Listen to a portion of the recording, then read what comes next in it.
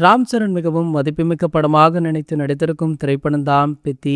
உப்பென்னா படத்திற்கு பிறகு புச்சி பாபு சானா இந்த படத்தை இயக்கியிருக்காரு. ஜான்வி கபூர் நாயகியாக நடிச்சிருக்காங்க.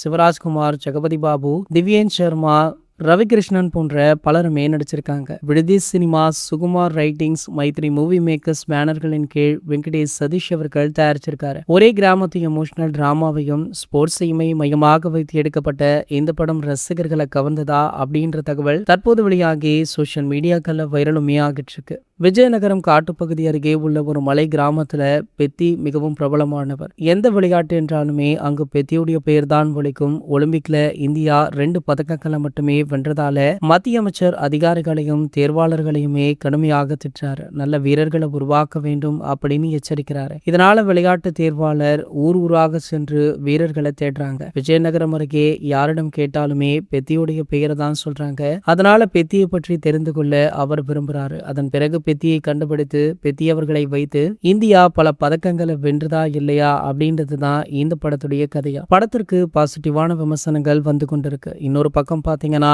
ஒரு சில இடங்கள் லேகிங்காக இருக்கு. மேலும் தெலுங்கு பட சாயல் அதிகமாக இருக்கு அப்படின்னு சொல்லப்படுது. சோ பெத்தி அப்படின்ற திரைப்படம் தெலுங்குல மட்டும் ரிலீஸ் ஆகல, மற்ற மொழிகள்லுமே ரிலீஸ் ஆகிருக்கு. மற்ற மொழி ரசிகர்களுக்கு இந்த படம் கனெக்ட் ஆகுமா அப்படின்னு கேட்டீங்கன்னா அது ஒரு கேள்விக்குறிதான் அப்படின்னு சொல்லப்படுது. மேலும் பாத்தீங்கன்னா இந்த பெத்தி படத்துல ராம் சரண் போட்டிருக்கும் ஸ்டெப் திரையரங்குகளை பார்க்க வேற லெவல்ல இருக்கா. சோ அந்த பாடலுக்கு ரசிகர்கள் நடனமாடி உள்ளாங்க அப்படின்ற தகவல் வைரலுமே ஆகிட்டு இருக்கு. சோ பெத்தியை பார்த்த தமிழ் ரசிகர்கள் பிரபலங்கள் பலருமே வாழ்த்துக்களை சொல்லிட்டு இருக்காங்க. குறிப்பாக டாப் பிரபலங்கள் பாத்தீங்கன்னா இந்த படத்தை ஆகோ ஓகோன்னு புகழ்ந்து தள்ளிட்டும் இருக்காங்க. அப்படியே உங்களுடைய கருத்து என்ன அப்படின்றதையும் கீழே உள்ள கமெண்ட் செக்ஷன்ல கமெண்ட் பண்ணிட்டு நம்ம சேனலை மறக்காம சப்ஸ்கிரைப் பண்ணிக்கோங்க.